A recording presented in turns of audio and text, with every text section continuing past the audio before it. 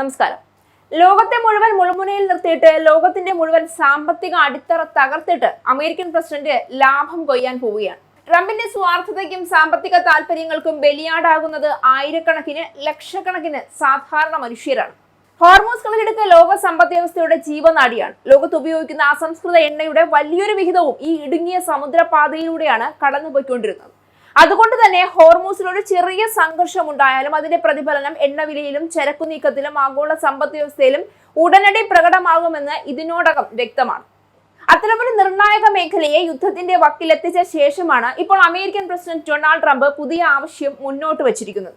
Hormuz കടലിടുക്കിലൂടെ കടന്നു പോകുന്ന ചരക്കുകൾക്ക് സുരക്ഷ ഒരുക്കുന്നതിനുള്ള ചെലവെന്ന പേരിൽ 20% പ്രതിഫലം ഈടാക്കണമെന്നും അമേരിക്ക ഹോർമൂസിന്റെ രക്ഷകർത്താവാകുമെന്നും ട്രംപ് പ്രഖ്യാപിച്ചു. ഈ നിർദ്ദേശം ഇതിനകം തന്നെ അന്താരാഷ്ട്ര തലത്തിൽ വലിയ ചർച്ചകൾക്ക് വഴിവെച്ചിരിക്കുകയാണ്. ഈ നിർദ്ദേശത്തെ വിമർശിക്കുന്നവർ ഉയർത്തുന്ന പ്രധാന ചോദ്യം ലളിതമാണ്: ആഗോളതലത്തിൽ സുരക്ഷ ഉറപ്പാക്കുക എന്നത് ഒരു രാജ്യത്തിന്റെ ഏകപക്ഷീയമായ സാമ്പത്തിക വരുമാന മാർഗമാകാമോ? അന്താരാഷ്ട്ര വ്യാപാര പാതയുടെ സുരക്ഷയുടെ പേരിൽ ഒരു രാജ്യം പണം ഈടാക്കാൻ ശ്രമിക്കുമ്പോൾ അത് അന്താരാഷ്ട്ര നിയമത്തിന്റെയും സ്വതന്ത്ര സമുദ്ര ഗതാഗതത്തിന്റെയും അടിസ്ഥാന തത്വങ്ങളുമായി പൊരുത്തപ്പെടുന്നുണ്ടോ എന്നതാണ് ഇപ്പോൾ ചർച്ചയാകുന്നത്. ട്രംപിന്റെ പ്രസ്താവനയെ പിന്തുണയ്ക്കുന്നവർ ഇത് സുരക്ഷയ്ക്കുള്ള ന്യായമായ ചെലവാണെന്ന് വാദിക്കുമ്പോൾ വിമർശകർ അത് ആഗോള പ്രതിസന്ധിയെ സാമ്പത്തിക അവസരമാക്കാനുള്ള ശ്രമമായാണ് വിലയിരുത്തുന്നത്. ഈ വിവാദത്തിന്റെ മറ്റൊരു പ്രധാന വശം പശ്ചിമേഷ്യയിലെ സംഘർഷത്തിന്റെ വ്യാപ്തിയാണ്.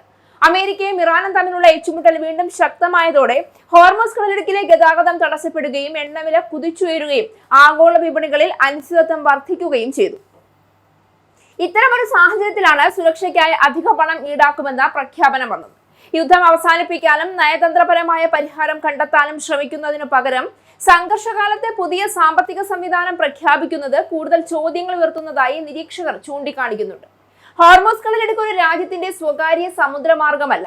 ഏഷ്യ, യൂറോപ്പ്, ആഫ്രിക്ക തുടങ്ങിയ നിരവധി രാജ്യങ്ങളുടെ ഊർജ്ജ സുരക്ഷയെ ബാധിക്കുന്ന അന്താരാഷ്ട്ര ജലപാതയാണത്.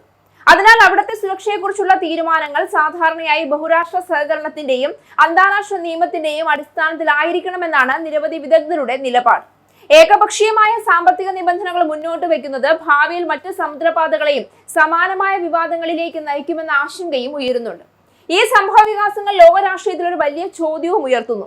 സുരക്ഷ എന്നത് പൊതുനന്മയ്ക്കായുള്ള ഉത്തരവാദിത്തമാണോ, അതോ അതിനെ സാമ്പത്തിക ഇടപാടാക്കി മാറ്റാവുന്ന സേവനമാണോ?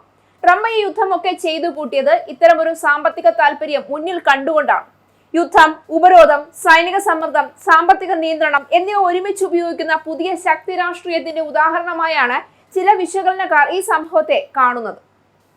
അതേസമയം ട്രംപ് ഭരണകൂടം ഇതിനെ അന്താരാഷ്ട്ര വ്യാപാരത്തിന്റെയും ഊർജ്ജ വിതരണത്തിന്റെയും സുരക്ഷ ഉറപ്പാക്കാനുള്ള നടപടിയായി ന്യായീകരിക്കുകയാണ്. ഈ വിവാദം ട്രംപിനെ കുറിച്ച് മാത്രമുള്ളതല്ല, ആഗോള സംഘർഷങ്ങൾ എങ്ങനെ കൈകാര്യം ചെയ്യണമെന്ന വലിയ ചോദ്യത്തെക്കുറിച്ച് കൂടിയാണ്. യുദ്ധവും പ്രതിസന്ധിയും അവസാനിപ്പിക്കുന്നതാണോ ലോക നേതൃത്വത്തിന്റെ കടമ, അതോ അതിനിടയിൽ പുതിയ സാമ്പത്തിക മാതൃകകൾ അവതരിപ്പിക്കലാണോ എന്ന ചർച്ചയാണ് ഇപ്പോൾ ശക്തമാവുന്നത്. ഹോർമൂസ് കടലിടുക്ക് വീണ്ടും തെളിയിക്കുന്നത് ഒരു കാര്യം മാത്രമാണ്: പശ്ചിമേഷ്യയിലെ ഓരോ സൈനിക നീക്കവും ഓരോ രാഷ്ട്രീയ പ്രഖ്യാപനവും ഒടുവിൽ ബാധിക്കുന്നത് ലോക സമ്പദ് വ്യവസ്ഥയെയും സാധാരണ ജനങ്ങളുടെ ജീവിത ചെലവിനെയുമാണ്.